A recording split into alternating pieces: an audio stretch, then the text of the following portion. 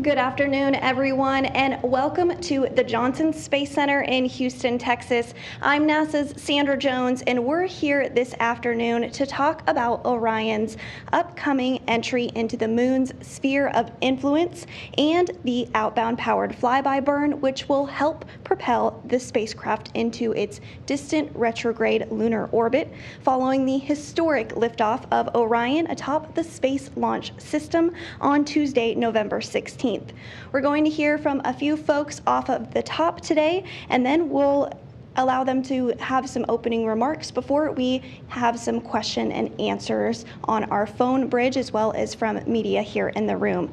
So without further ado, I'm going to introduce today's briefers. First, we have Mike Serafin, the mission manager for Artemis 1. We have Jeff Radigan, flight director.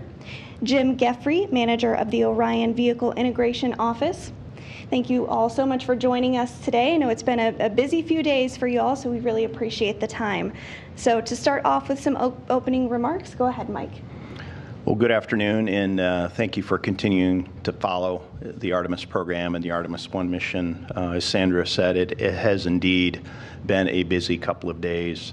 In just 3 flight days, we've gone from the surface of the Earth to more than halfway to the moon.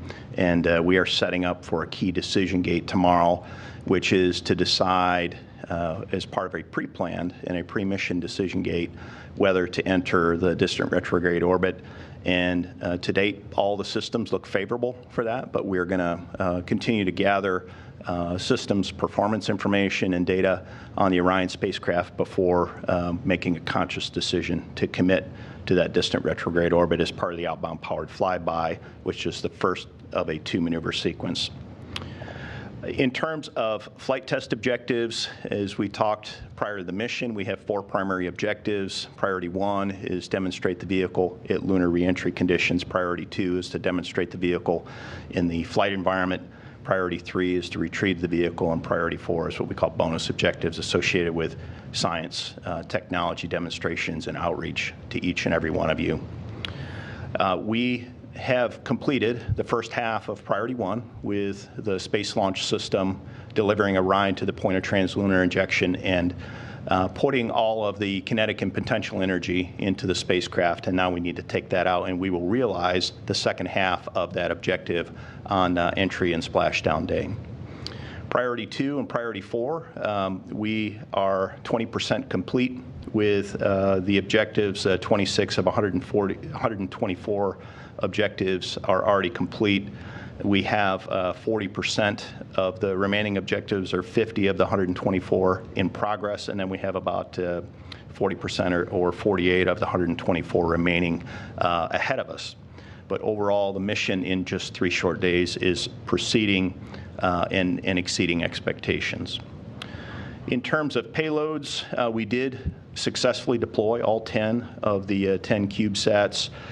We are getting reports from a number of the payload customers that show that half of them are successfully executing their mission, and the other half are working through a series of issues with either intermittent communications or just some of the CubeSats themselves are having difficulties.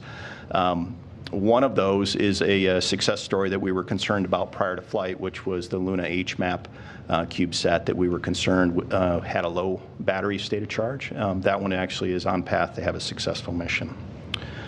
The payloads on board Orion, 3 of the 4 that we have, we don't get any real-time telemetry data from. The bio experiment number 1, all that data is recorded on board and recovered post-flight. The ESA active dosimeter experiment, again, is recorded on board and recovered post-flight, as well as the Matryoshka ASCO-RAD experiment, or MARE experiment, that is recorded on board and recovered post-flight. But the Callisto technology demonstration payload has checked out. We've checked it out through the Deep Space Network.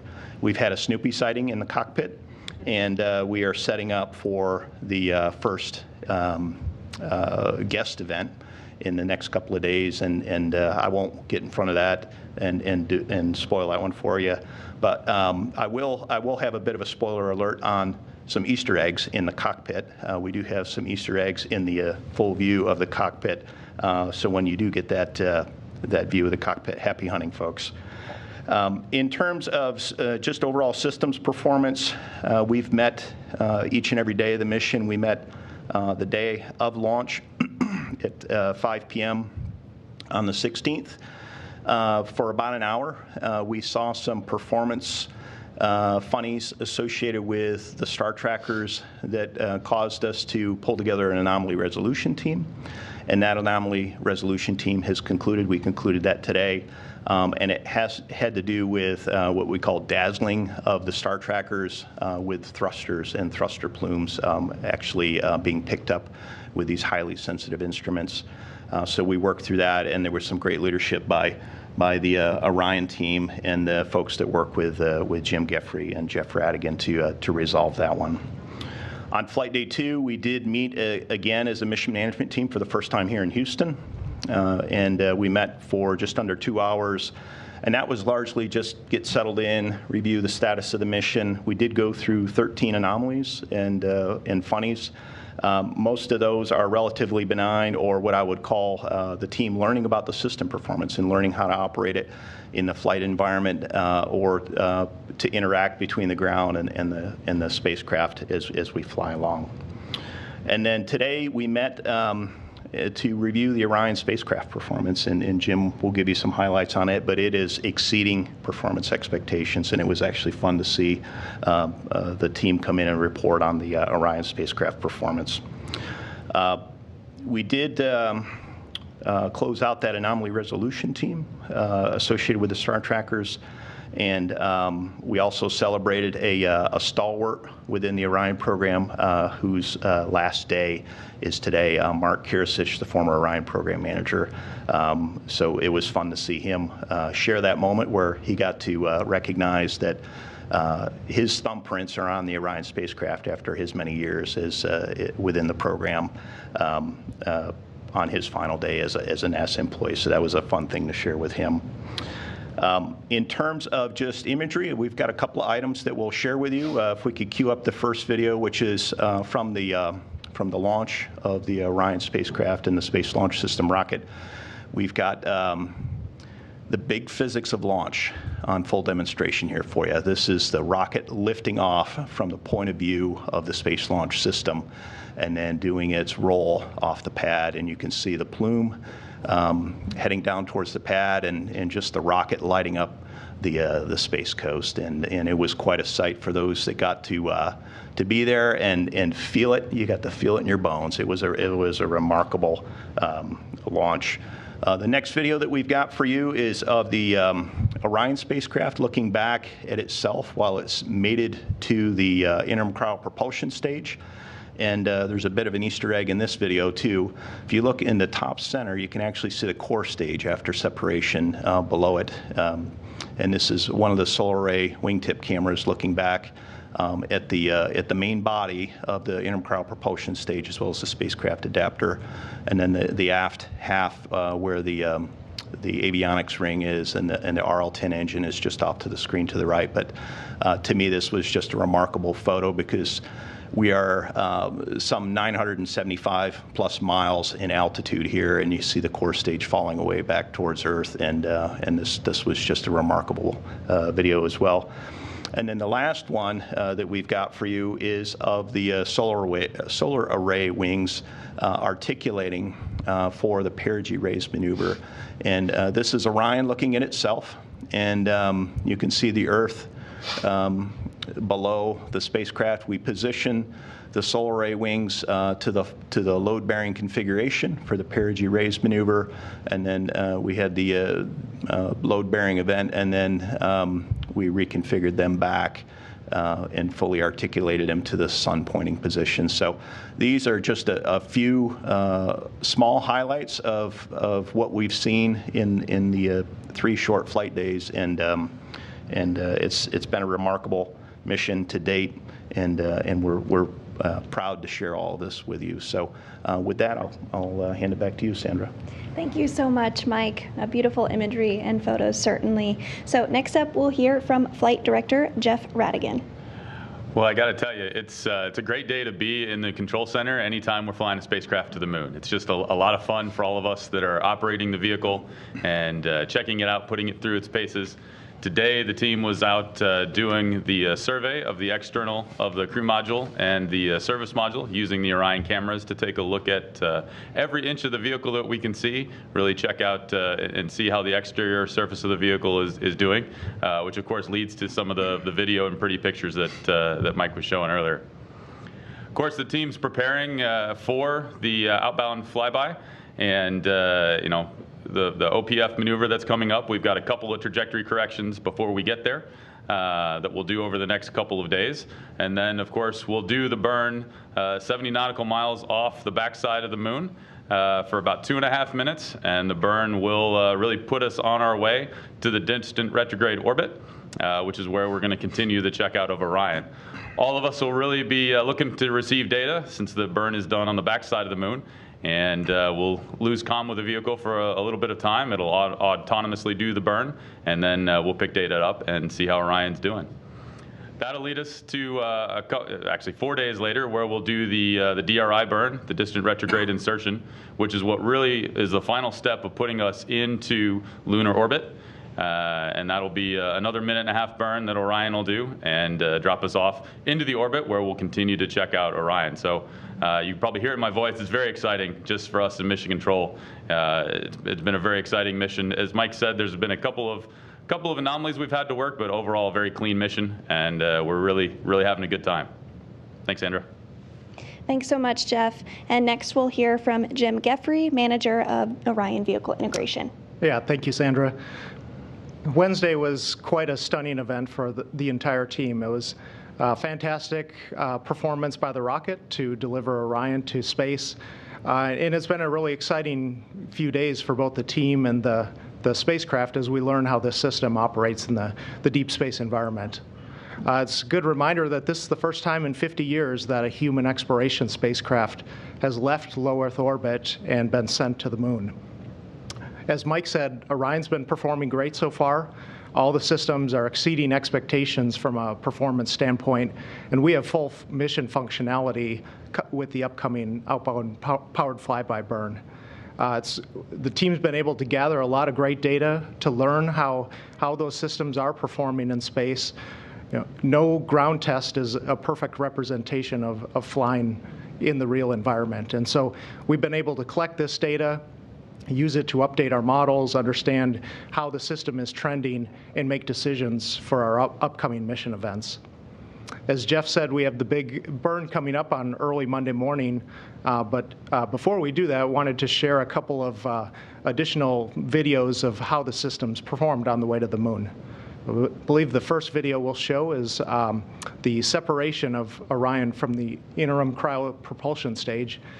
Once the ICPS finished its job and sent us on through the TLI, Orion fired its pyrotechnic frangible nuts and separated from the ICPS.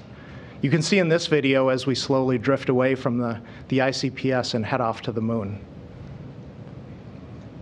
On the next video, we'll see how the solar arrays have been articulating during the deployment event. There's 4 different solar arrays on board Orion. Each are about 4 meters long, and one of the things we've already learned from the mission is that we're collecting more power than we expected. Altogether, we have over 13 kilowatts of power that can power the equipment on board. The deployment went great, and as you saw earlier, we were able to put those into position for the TLI burn. Other systems have also been performing fantastically. We've had better than expected heat rejection. We're using less power than anticipated. So all these things are giving us good confidence in being able to move forward with the mission and also expand our capabilities as we go forward. So with that, I'll hand it back to Sandra. Thank you, and thanks to our briefers for those initial remarks. So as a reminder, we will be taking questions on our phone bridge as well as from any media here in the room. So if you are on the phone bridge, press *1 to submit your question and add it to the queue. And once your name is called, please state your name, affiliation, and to whom you'd like to direct your question to be answered. And if you do find that your question has already been answered, you can press *2 to withdraw it. So let's get started on our phone bridge. We do have several questions coming in already. And our first question comes from Marcia Dunn with the Associated Press. Oh, hello. My question is probably for Jeff. How long will you be without communication when you're doing that burn on the backside of the moon? How stressful, tense do you expect it to be before you get the data? And is there much wiggle room in case the burn doesn't go exactly right? What happens then? Well, I'll start with the stress piece. I'm sure we'll all be waiting as intently as we can, looking for the data to come back. It'll be about 34 minutes that we won't have comm with the vehicle, and so I'm sure we'll all take a little break and then come and sit and wait for the data to come back. This is absolutely a critical burn. It's one that Orion has to perform. But of course, it's got the OMS engine, which is the primary way of doing the burn, as well as additional auxiliary engines, such that if we have an issue with the OMS engine, the auxiliary engines will pick up and complete the burn. And we designate it as critical, which is why we configure the software to ensure that that burn happens. And there's a couple of those in the mission that we have. The vehicle's going to do a great job, and it's going to burn that burn, and we're counting on it to do so. Great, and it looks like we do have a question here in the room. I'm not sure who this is for, but are you getting any data back from the mannequins that would tell you what the ride would be like for humans? In terms of in the course of the mission, the short answer is no. All that is recorded on board, correct, Jeff? Yeah, that's correct, Mike. So we have several radiation experiments on board. We have been able to collect some data from a few of those, but with respect to the mannequins, that data is being collected and will be analyzed after the mission. I know we're not going to get a lot of video Monday, or will we? And if so, when would we get it? I mean, are you expecting any video from the close approach? As you've already seen, we have cameras on board, a number of cameras, including on the tips of the solar arrays. And so after the conclusion of the outbound powered flyby, once we reacquire comm with Earth, we are expecting to provide some good imagery. We all can't wait to see that. Okay, next up is Robert Perlman with Collect Space. A question for Jeff and a quick one for Mike. You mentioned that the burn's going to occur on the far side of the moon. Do you know what notable craters or how we could orient where Orion's going to be in relation to passing over the moon at that point?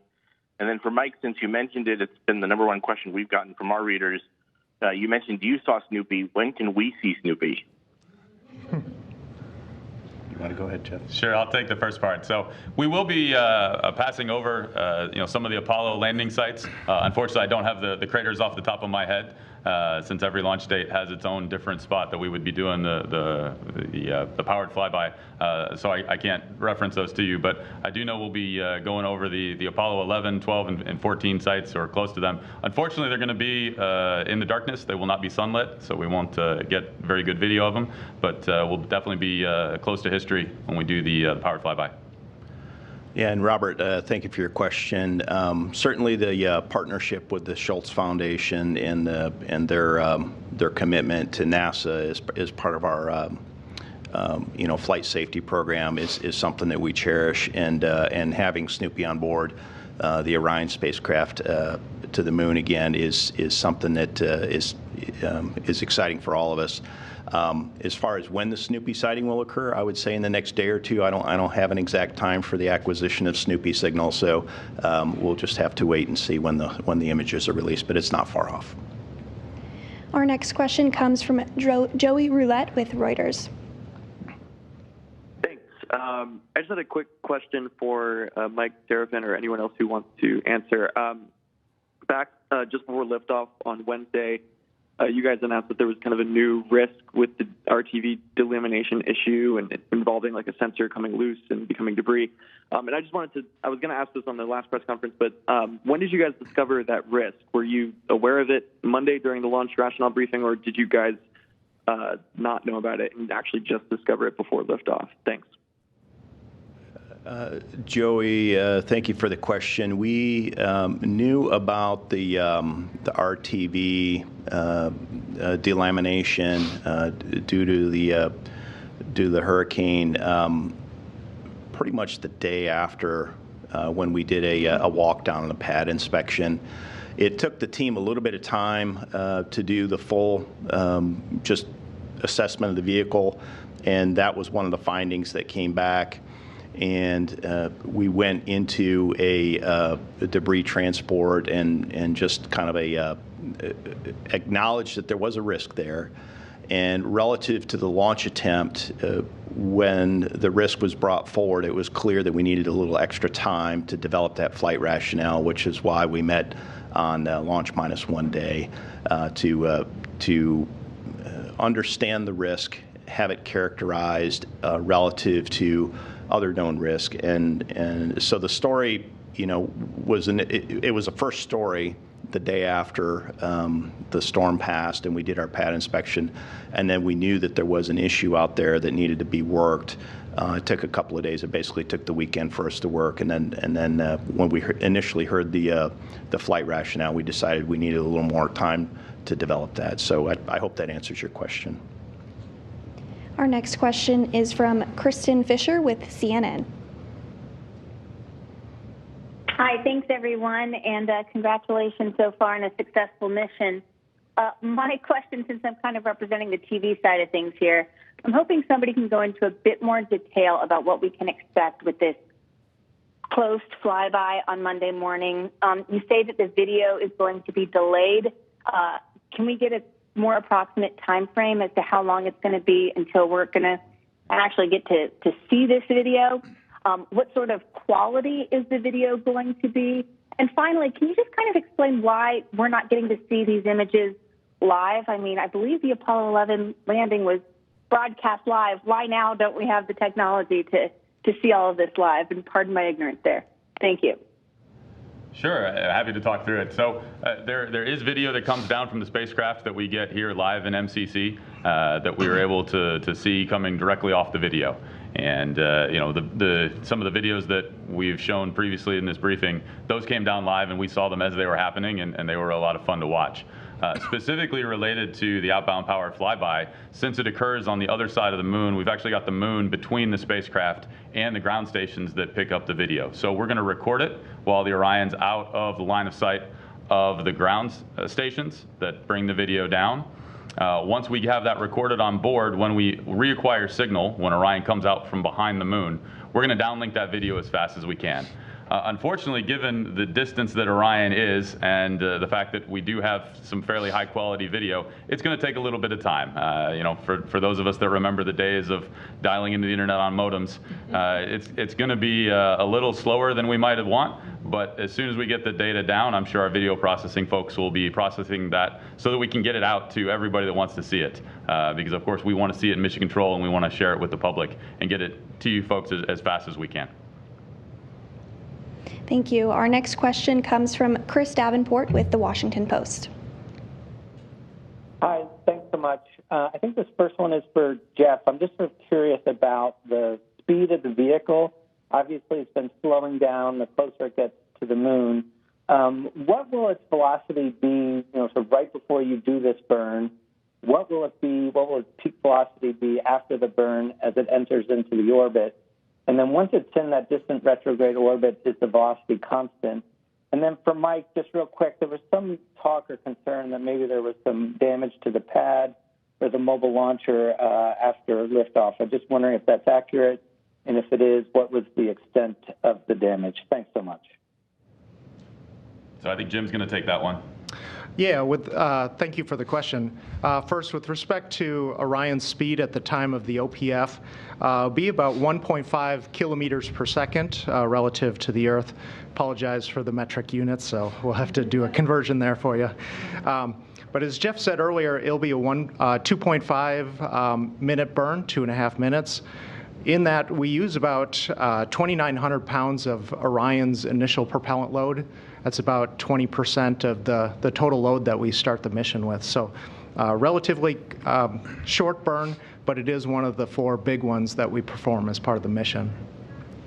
Yeah, and Chris, and thank you for your question as well on the pad. The team is currently working through the pad post-launch inspections. There are a number of hazards out there that they're working through. We did anticipate some amount of damage, and they are finding some amount of damage. Again, the vehicle produced 8.8 million pounds of thrust at liftoff. We did, for the very first time with a rocket of this class with solids, have a ignition overpressure and sound suppression system in place. So, if you recall watching right at that initial, the final seconds before liftoff, there was a huge amount of water that came from that water tower that sits within the pad perimeter, and all that water came out of that tower, went down the pipe, across, and up through some piping into the surface of the mobile launcher, and that was purposefully there to dampen the acoustic shock as the rocket lifted off, because that can come down and bounce back up towards the rocket. So that water was there to dampen the acoustic shock, to largely protect the rocket. We couldn't put water everywhere on the mobile launch tower. The umbilicals did fine. The structure itself did fine, but we are finding some damage. For me, the most impressive photo that I've seen from damage was the blast doors on the elevators were removed through the pressure wave of the rocket, and they're having to restore that functionality with the elevators. So there are a number of findings. And because of the inconvenience, now we don't have elevators functioning at the mobile launcher, and it is a very tall structure. Folks are having to walk up and down it, and it's taken them a little extra time to get through it. But that said, the mobile launcher itself performed well. We just are having to work our way through some of the damage assessments, and it's taken us a little longer. Thank you both. Our next question will be from Marcia Smith with spacepolicyonline.com. Thanks so much. I think this question is probably for Jeff. I'm wondering, how many burns are there altogether of the arms and of the auxiliary engines? And separately, perhaps for Jeff or for Mike, where did the core stage come down? And did you get any visual sightings of it? So I'll talk about the 4 major burns that we have on Artemis 1. Of course, we've been talking about the outbound powered flyby as well as the distant retrograde insertion. After we do a half a loop in the distant retrograde orbit, we'll then do a distant retrograde departure, and then we'll do a return powered flyby. And so those are really the 4 major burns that we use the OMS engine for, to get Orion into orbit around the moon and then to bring it home after we complete the half rev there. We do have some smaller correction burns. I think there's 12 or so of those that we do, but they're much smaller. We use the attitude maneuvering jets. So you can really think of it as 4 major burns for the entirety of Artemis 1 on Orion. And Marcia, again, thank you for your question. In terms of the core stage disposal, if you recall, we inserted the insertion altitude was a 975 by 16 nautical mile insertion altitude. We do have to loft the orbit with the Block 1 of the Space Launch System, which we will have an upgrade with what we'll call Block 1B with the enhanced upper stage starting with Artemis 4, where we don't have to loft. But because we have to loft with the interim cryo propulsion stage in order to have enough performance to make our way to the moon, we lowered the perigee to 16 nautical miles, which is going to get Earth capture, and the core stage certainly did that. It came down in the Pacific to the east of Hawaii and to the west of the West Coast, so well away from any human presence, and it safely splashed down in the Pacific Ocean. Our next question comes from Jeff Faust with Space News. question for Mike Seraphin. I'm just curious if after a couple of days you've got any more information on the performance of the SLS, how it compared to what you expected with both the core stage, the boosters, and the ICPS. And then also on the CubeSats beyond Luna HMAP, which CubeSats have you been informed are working properly so far? Thanks. Yeah, Jeff, thank you for the questions. SLS performance, I have not received an update since we had our quick look on day of launch. You're a day too early for that question. We are going to get a performance outbrief tomorrow on the Space Launch System, the core stage, the boosters, and the interim cryo propulsion stage. But again, all indications were the system performed spot on.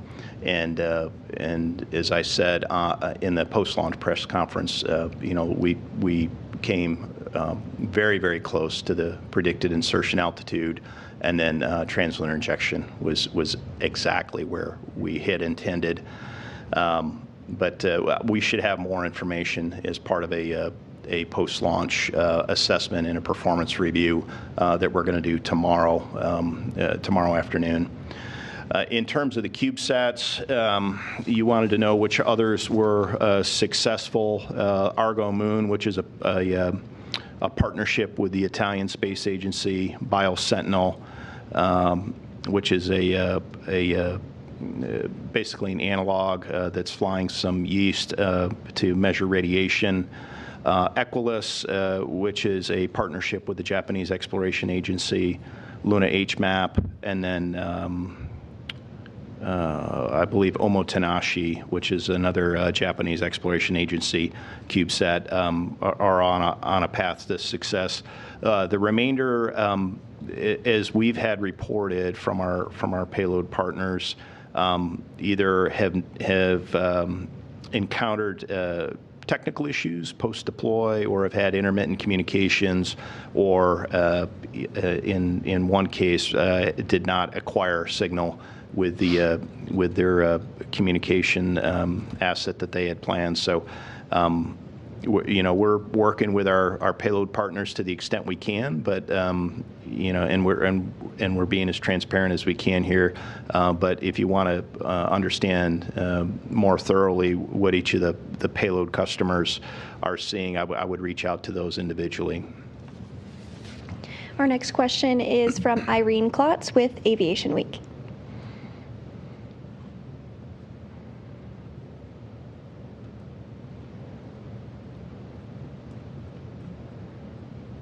Disbanded, but was there any operational changes or any impact to the mission from that? And when was that team called together?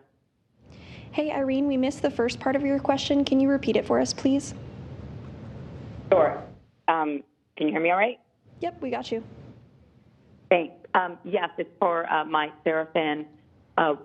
The issue with the Star Tracker, when did that occur? And although the anomaly team has completed its work, were there any operational changes or any impact to the mission itself? And I have a follow-up.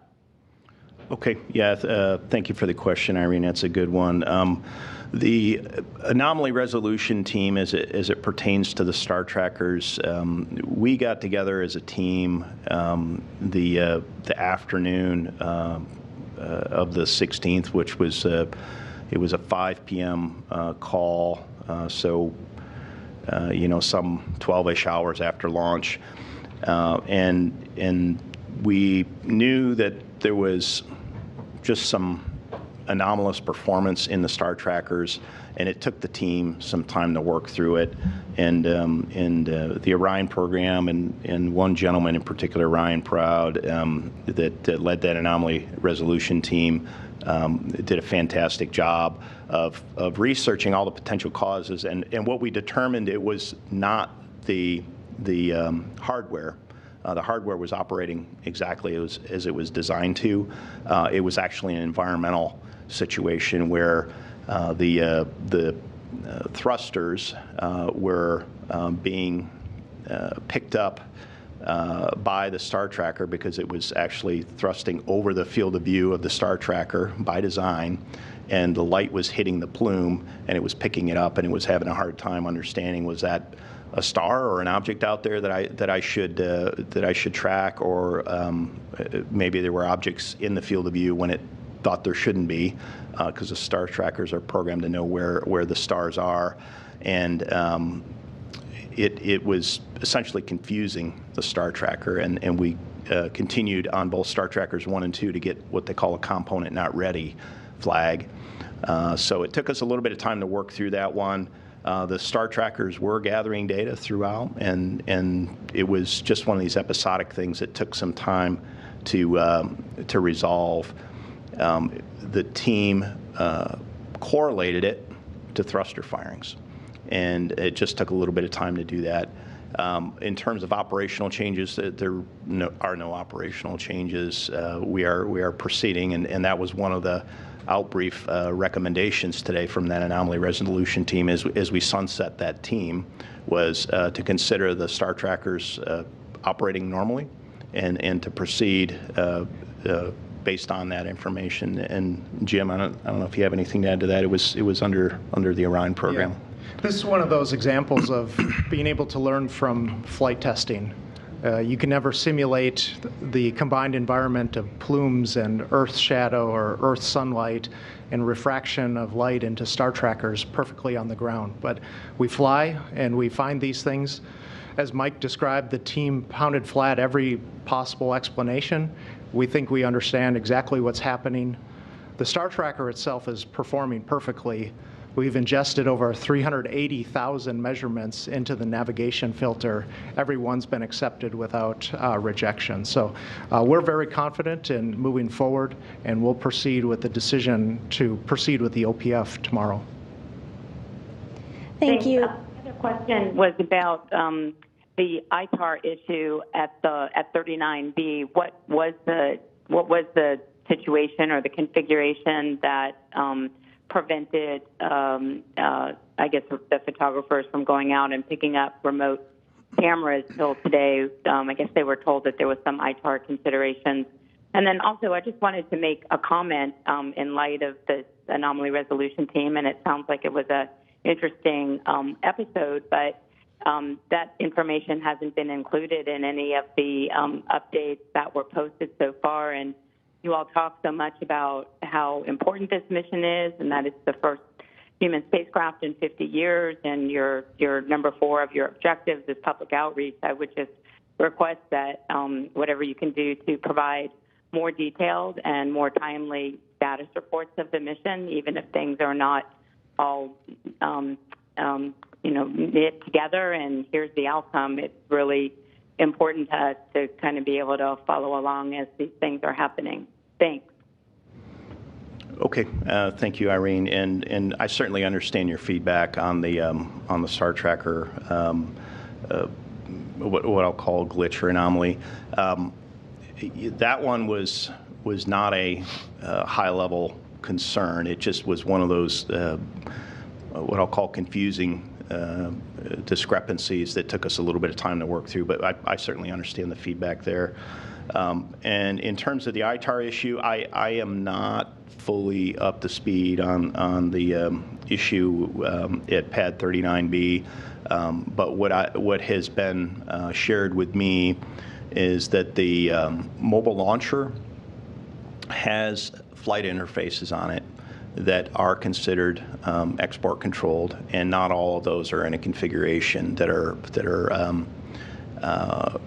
ready to be photographed and shared. And there's some amount of work that needs to be done to get those in a configuration. And prior images that have been shared were either shared at a low enough resolution where that was not an issue, or were shared such that the umbilical interfaces were not in a full view, such that they were export or ITAR controlled. So that's my understanding of it. I am not an ITAR expert, but that's what I know on that particular topic, and I understand why you're asking, and And I would just ask for your patience as we work through that one. Thanks, Mike. Our next question comes from James Hillhouse with americaspace.com. Thank you, guys, for holding this briefing. I have a couple of questions. I guess the first one is, what is Orion's velocity going to be at the equigravisphere, I guess where the Earth and the Moon's gravity are equal? And the other question has to do with the smaller correction burns you mentioned. Are those being done by the auxiliary engines on the ESM or the ESM's reaction control thrusters? Thank you. Yeah, I'll take that question. First of all, we don't have the exact velocity at the sphere of influence. We know it's approximately 35,000 miles from the moon, where Orion will then become under the primary influence of the moon's gravity. But we don't have that exact figure available to us at this point. I can tell you again that the outbound powered flyby burn, Orion will be traveling at 1.5 kilometers per second relative to the Earth.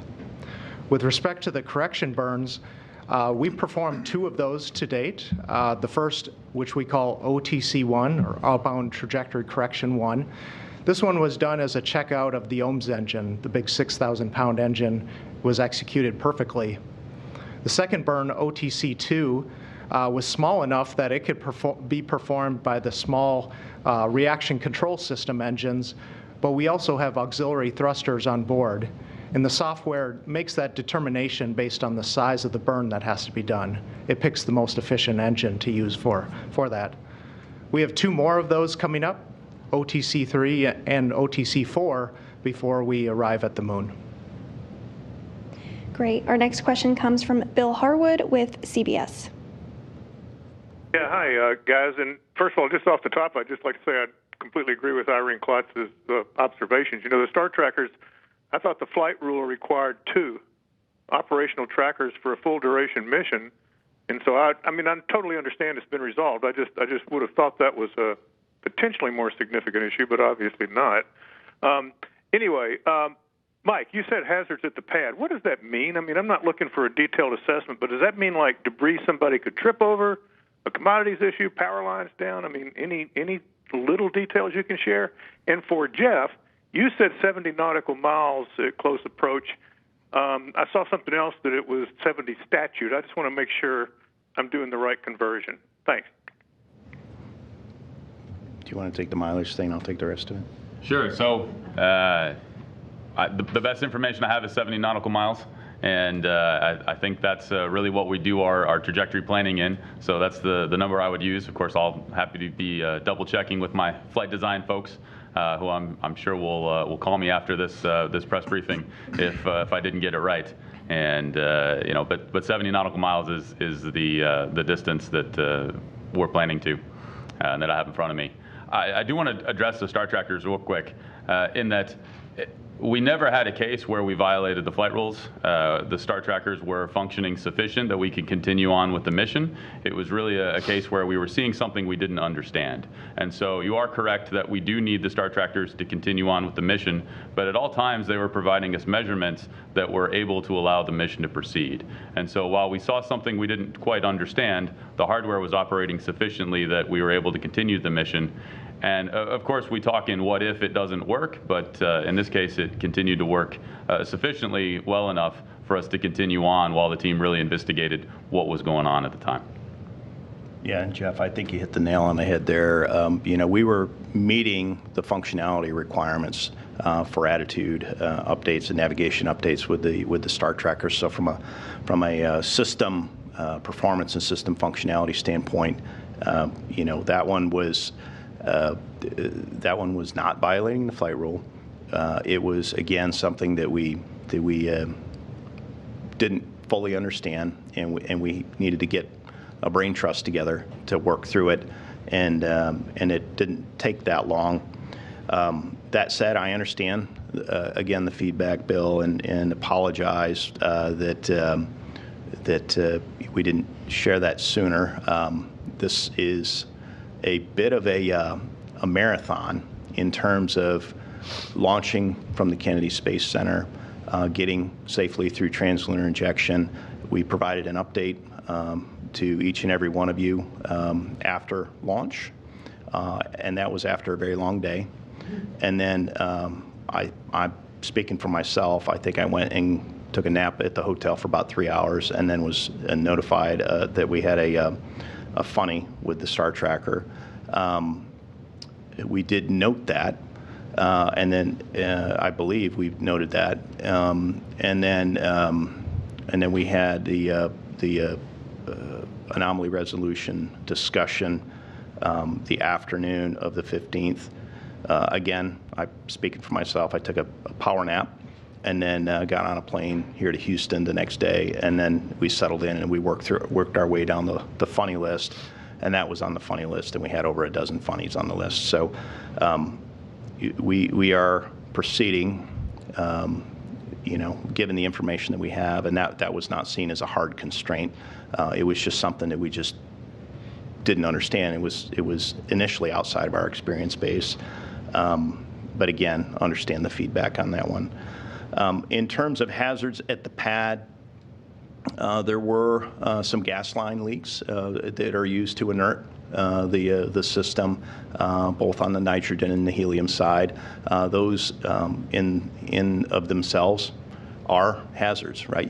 There's asphyxiation, and we need to worry about those types of things. But simply having some amount of damage and the inconvenience of not being able to fully assess the mobile launcher, given the elevator blast door issue, is something that's just causing us to take a little more time. So the team is proceeding out of an abundance of caution to get the full system status for the mobile launcher, and they're working their way through that. I would just again ask for a little bit of patience as we work through it. It's been 2 days since we launched, and it's just taken a little bit of time. We have time for just a couple more questions this evening. Our next will come from Sophie Sanchez with Cosmic Chicago. Hi, thank you. This question is for Mike. Sorry to go on about the star trackers again, but you mentioned that the issue being with the thruster firing. I understand that the software is working, but do you expect the dazzling to be a recurring issue as you continue to use the thrusters? I mean, just going forward in future missions, they're going to rely on these star trackers. And then if you can tell us, where are the two star trackers located on Orion in relation to each other and the thrusters? And just, a follow-up question on that. On media. Is there going to be any more engineering footage from the launch offered? And, we've been expecting more views, not only of the mission, but also from the launch pad. Thank you. I'll split the star tracker question, Sophie, and again, thank you for your question. We do expect this to be a normal phenomenon with the star trackers. It just it was something that we didn't initially understand, and it is a normal feature of this specific configuration of the Orion spacecraft.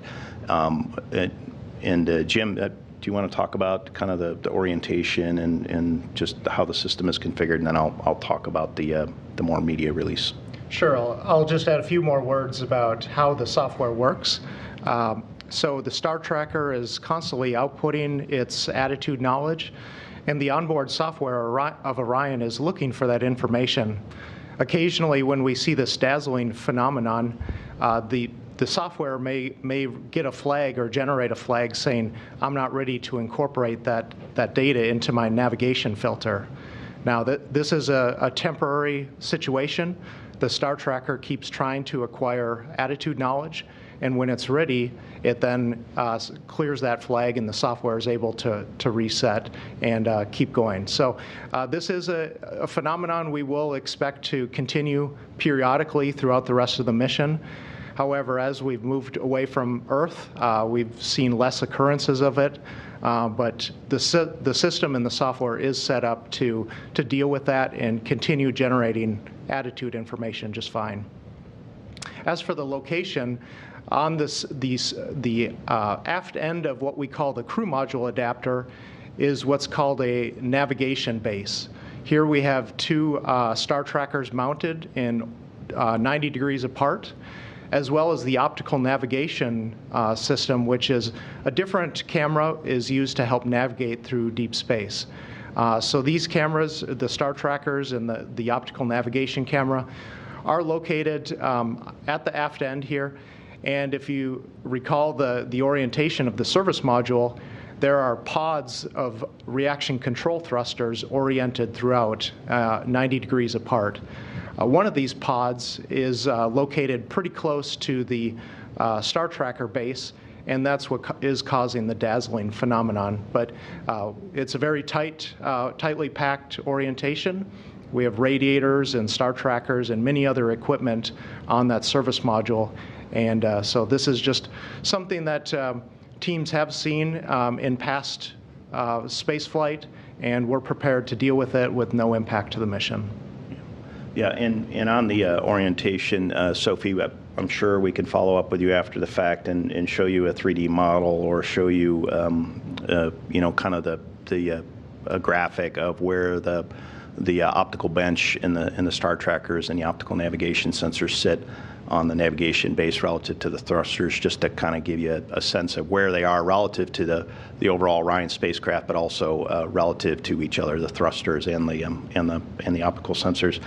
In terms of more media release, yes, absolutely. We will share footage from the launch, the launch phase, the ascent through translunar injection. As Jeff was indicating earlier, we do have to manage bandwidth for any information that is recorded on board the Orion spacecraft. We do that through the Deep Space Network, and there are many, many other customers, science customers, that use the Deep Space Network, and we need to be good stewards of that resource. There is a capacity that we share there with other customers. But the data that is on the ground, we do need to go through that from a export control and compliance process. That is not something that NASA imposes on itself. That is a federal law that we, because we have dual use technology, have to comply with, and there is a process to do that. And we have folks that literally have to look through every still image and every video that's released when it comes to dual use technology that is on the export compliance and the international arms and traffic regulations list. And it is a byproduct of the type of system and the type of mission that we fly. We don't choose that for ourselves. It is just something that we have to comply with. So again, I would just ask for your patience and let us work through that process, and we will absolutely share what we can as soon as it's available. There are many, many images out there. I probably have seen like maybe 1% of them just in what little time that I've had here in Houston. But my personal focus is on working with these gentlemen and the teams that they represent to accomplish the objectives and do so safely. And we have other team members that are focused on sharing with the general public and all of you in the media what we can as soon as we can, and we're committed to do that. And our last question in the queue this evening comes from Jackie Waddles with CNN. Hey, everyone. Thanks so much for doing this. So, Mike, you mentioned there were a dozen or so funnies that you were working through the day after launch. Do any of those stick out as significant or remain unresolved? And then going into this decision tomorrow on whether to enter the distant retrograde orbit, what sticks out to you on that checklist, and what could prevent that from being a no answer? Thank you. Yeah, Jackie, that's a great question. In terms of our readiness to commit to the distant retrograde orbit and the decision gate tomorrow, there is nothing that sticks out as a clear no-go or a lean against what we've seen. Of the 13 funnies that we've seen, we talked about the Star Tracker component ready flag. We had a coolant loop 1 flow rate funny, where we saw a momentary drop in the flow rate, and it's happening episodically, which indicates that there's gas in that fluid line that has a propylene glycol water mixture. We're getting proper cooling on the coolant loop 1 specifically. We've seen a number of issues with file transfers from the solar array wingtip cameras. They have memory and recorders on board. They use a Wi-Fi system to get imagery into the cockpit. Obviously, imagery, we love it. We want to share it as much as we can. We want to record it. But if we're having issues getting it off of the vehicle, that actually slows the effort to share things with the team. And Jeff and his team in the FOD team in Mission Control have worked through that. They've kind of figured out how to work through the system. And part of this is with the Deep Space Network and understanding when we have the availability to do that. We did have a number of communications glitches, some of which are behind us during the launch phase. We had either forward or return link problems, but we did capture a lot of data during the launch phase. And we've seen that the spacecraft is running a little hotter when it flies tail to sun, but it's certainly well within limits. So those and some other micro switches and brake latch indications on the solar array wings, all those, the team has documented, worked through to understand, is this a thermal thing? Is it a micro switch thing? But overall, the system is performing really well. And right now, we don't have any again, hard leans or hard no-goes against the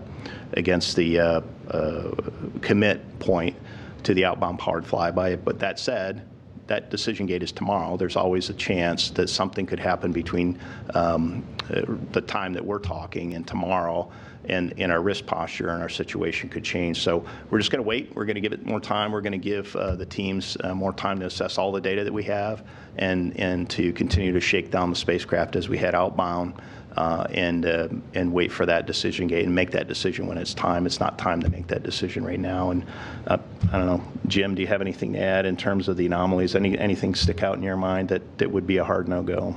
No, I think you characterized it very well. We're learning some things about the system that we didn't see in ground testing.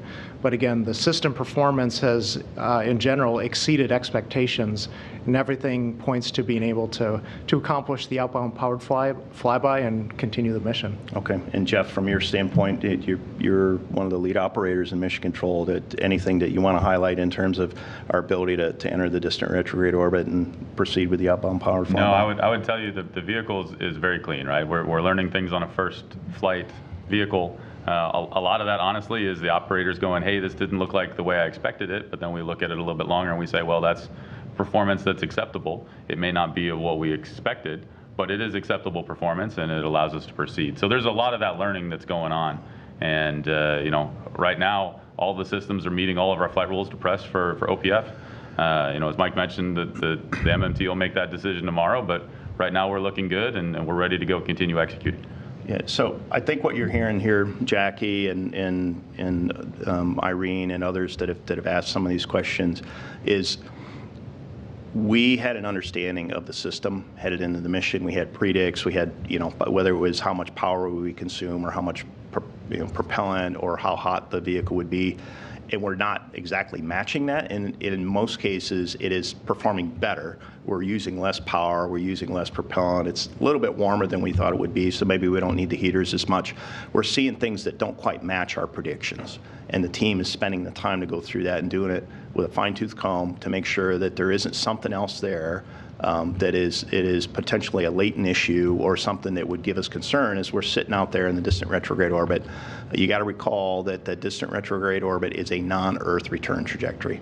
We are deliberately going to put ourselves in an orbit about the moon and stress test this vehicle. So before we do that and before we commit to it, we're going to look at every rock. We're going to turn every rock over. We're going to make sure that we understand thoroughly what each of these things mean that don't match what we were predicting. And that's what you're seeing and that's what you're hearing. Great, thank you. And thanks to all who submitted questions this evening. And a huge thanks again to our briefers for taking time out of their very busy schedules to discuss the upcoming outbound powered flyby burn and entrance of Orion into the lunar sphere of influence. We'll be covering the OPF burn live on NASA TV beginning at 6:15 a.m. Central, 7:15 a.m. Eastern on Monday. And be sure to follow along with our daily blog posts as Orion continues its journey to the moon and beyond at blogs.nasa.gov/Artemis. So thanks again for joining us. That will wrap up today's briefing.